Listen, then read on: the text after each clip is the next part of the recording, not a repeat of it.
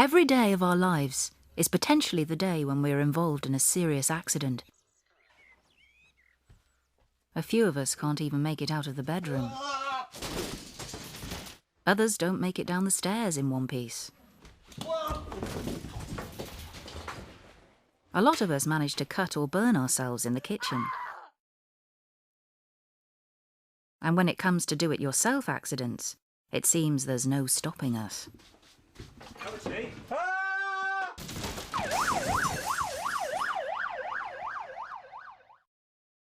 Even if we manage to avoid an accident at home, there's plenty more ways we can kill and injure ourselves and others on the roads.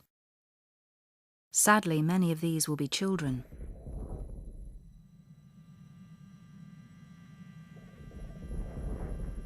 And how many of us have had a near miss recently? Think. Slow down. And when we get to work, are we any safer? Well, statistically we are, but still far too many of us lose eyes or limbs, fall from height, get hit by moving vehicles, or do stupid things which cost us dearly for the rest of our lives. But why do we risk being killed or severely injured by an accident at work? It's because we make bad decisions, often through rushing or lack of planning, and rely to a large extent on luck. Every fatality starts with an unsafe act, and according to statistics, 1 in 2 million unsafe acts will result in a death. However, on average, there will be approximately 240,000 near misses, 20,000 minor injuries, and 400 reportable serious injuries, leading up to a death. On the other hand, you can be killed on your first day at work, because no one can predict the outcome of an accident. Unsafe behaviour is a form of gambling. On many occasions we win, but when we lose, we can lose big time. We can lose everything. I want to tell you about an accident that had a big impact on my life. In my hometown, a scaffolder called Joe was working on a construction site about 10 metres from the ground when his mobile phone rang. So he stopped what he was doing to answer it.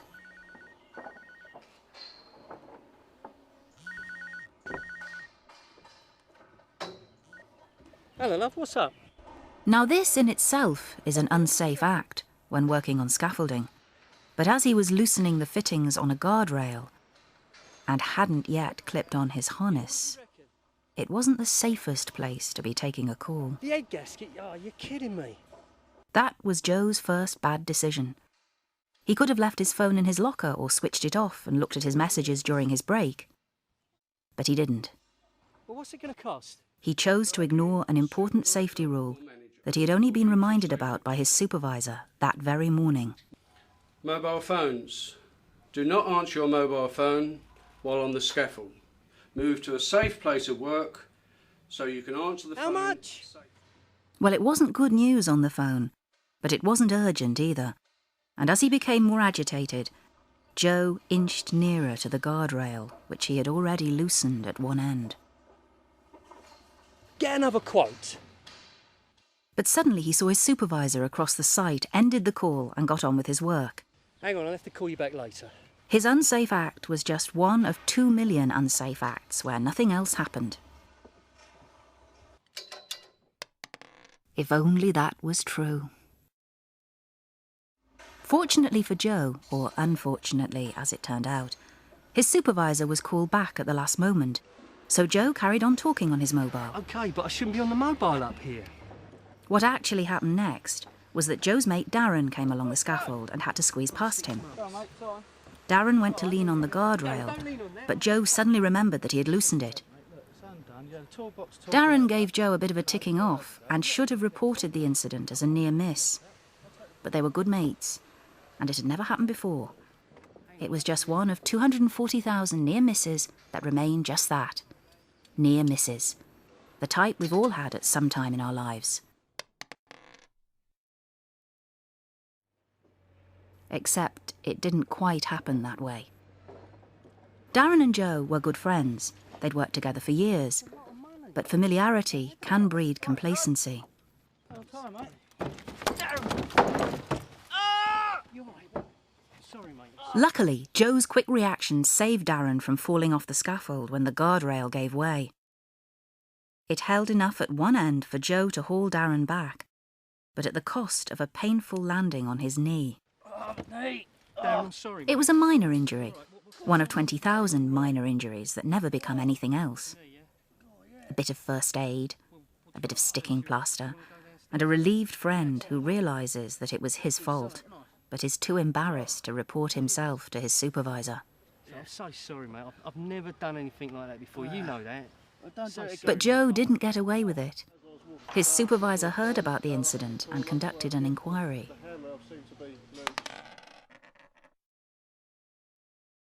Joe was reprimanded by his supervisor and given a warning that his unsafe act would be held on record and any further breaches of safety would not be tolerated. Well, it will be recorded and it will last on your record for 6 months. Darren, I understand. With 3 children and a new baby to support, Joe could not afford to lose his job. But apart from a minor injury to Darren and a warning as to his future behaviour, the cost of the accident was very small. At least it would have been, if that was the whole story. What actually happened that day is this. Joe did answer a phone call whilst he was in the act of loosening the guardrail fittings. Hello, love. What's up? He almost ended the call when he saw his supervisor. And Darren was pushing him to get a move on. But nothing happened to Darren. In almost all serious accidents, 85% of them could have been prevented by the person who had the injury. But Joe failed to see the hazard caused by loosening the guardrail while not clipped on. He didn't realise who might be in danger of an accident. He didn't think about the risk of answering his phone while in an unsafe position.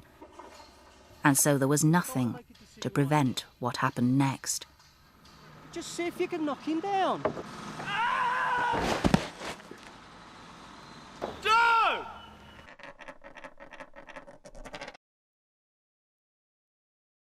Joe broke both his legs, fractured his pelvis, and suffered a serious spinal injury. But after months in hospital, the doctors managed to put him back together again. He survived an horrific fall, but paid a terrible price. Apart from the injuries which disabled him for life, he lost his income, his freedom, and he couldn't even obtain compensation. In the subsequent legal action for damages, Joe was found to have broken his terms of employment. He had placed himself and others at risk by working in an unsafe manner, despite having been given clear safety instructions which he had signed the very morning of his accident. One bad decision, to talk on his mobile phone whilst working, ruined his life and that of his wife and children, who will have to get by on welfare for the foreseeable future. The medical costs of his accident ran into tens of thousands of pounds, with the mobility costs continually mounting. Had he remained a scaffolder for his entire working life, he could have earned over £1 million. And the cost of preventing his accident? Nothing. Joe's employer did not have a case to answer for in terms of his misconduct. SGB was found to be one of the safest companies in the construction industry and trained their staff to the highest standards. They had carried out a proper risk assessment for Joe's job and given him a toolbox talk which included not using a mobile phone whilst working. Yet they were forced to pay out a record amount in compensation. And you want to know why? Everything about Joe's accident happened exactly as I've already described. He loosened the guardrail fitting. He stopped to take a phone call. Hello, love. What's up? Darren tried to hurry him along. Right, Joe? He got a bit agitated, I don't want to make a decision right now. and he forgot that he had loosened the guardrail. Just see if you can knock him down. When he came crashing over the side of the scaffolding, I heard him scream. I looked up, and that was the last thing I ever saw. You see, I was killed instantly when the board Joe was holding sailed beyond the safety fence and struck me on the head. And whatever the cost of Joe's injuries, they are nothing compared to mine. I have children who will grow up without a mother, and a husband who will have to cope without me. I know what you're thinking. I was unlucky enough to be in the wrong place at the wrong time. A few seconds later, and the board would have hit the path. A few seconds earlier, and I would have passed by unharmed.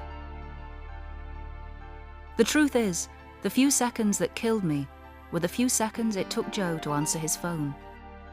That one unsafe action set in motion a roll of the dice that happens with every unsafe act, no matter whether it's at work, in your car, or in your home. Where the dice lands could change your life forever. So it's best not to throw it in the first place.